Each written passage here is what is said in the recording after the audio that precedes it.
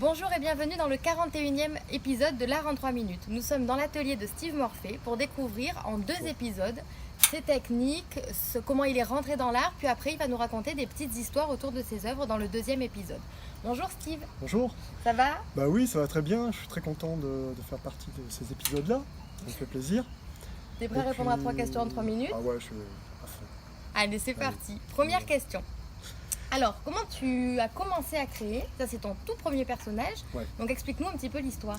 Alors mon premier personnage, c'est un jour, je m'embêtais à la maison, et il y a 10 ans de ça, et je me suis dit, tiens, je vais créer un petit personnage qui va un petit peu être là, poétique et tranquille. Donc j'ai pris de la pâte plastique, parce que c'est de la pâte plastique, maintenant j'utilise la terre cuite, et j'ai monté ce petit personnage qui en fer et qui est en modelé à la main. Et j'ai dit, tiens, c'est super, je trouve qu'il a quelque chose de rigolo, et puis il a un côté vachement bien imaginaire. Et j'ai dit, je vais continuer comme ça. Du coup, j'ai pris la terre cuite et j'ai monté des bustes et j'ai continué. Et depuis, je crée des plus grands personnages qui sont énormes et qui plaisent bien aux gens.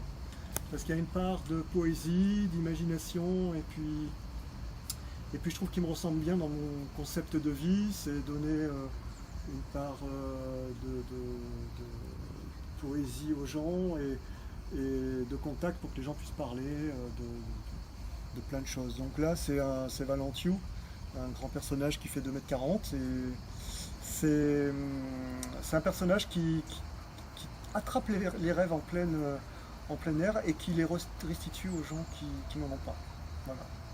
Deuxième question. Alors maintenant, on a vu que tu avais travaillé divers matériaux et tu es passé au raku. Alors explique-nous un petit peu le procédé du raku et comment tu l'utilises dans ton œuvre. Ouais. Alors le raku, c'est simple. C'est une terre cuite qu'on fait cuire dans un four traditionnel. Une terre raku chamottée, très intense parce qu'il faut qu'elle tienne le choc thermique.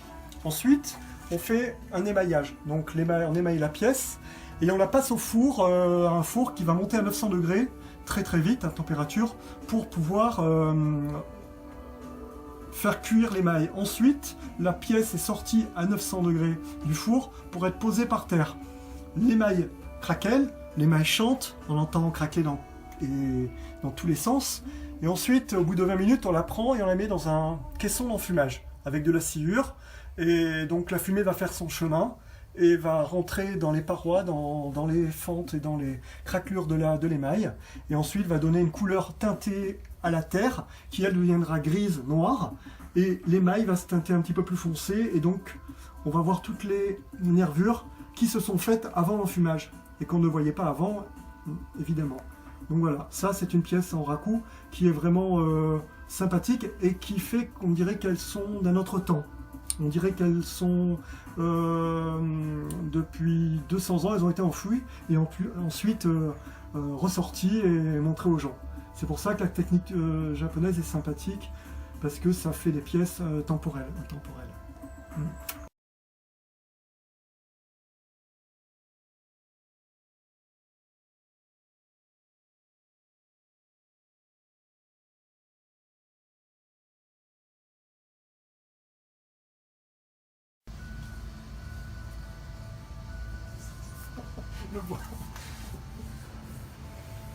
Alors, troisième question. Maintenant, tu as ouvert ton atelier au public, tu donnes des cours. Donne-nous un petit peu les éléments si on veut y participer.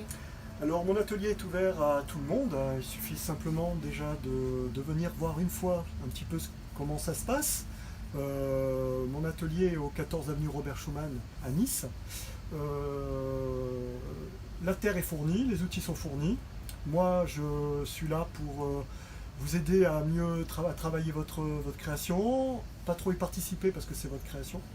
Et puis après, dans le lot, c'est 15 € pour 3 heures. Et c'est vraiment sympathique parce qu'il y a une bonne entente et tout le monde s'aide, il y a plein de choses à faire. Et après, il n'y a pas de thème, c'est selon ce qu'on veut sortir, ce qu'on veut faire. Et moi je préfère parce que comme ça les gens ils se donnent à cœur joie. Et ils arrivent à propulser des choses et à se sentir bien parmi les créations. Moi je trouve que la terre c'est un bon élément, ça fait partie de notre vie, on est dessus tout le temps. Et je trouve que créer quelque chose et repartir avec un petit être ou une petite création, ça fait du bien. Ben, merci beaucoup. Et puis je vous dis à bientôt pour un prochain Ouais. épisode. Super.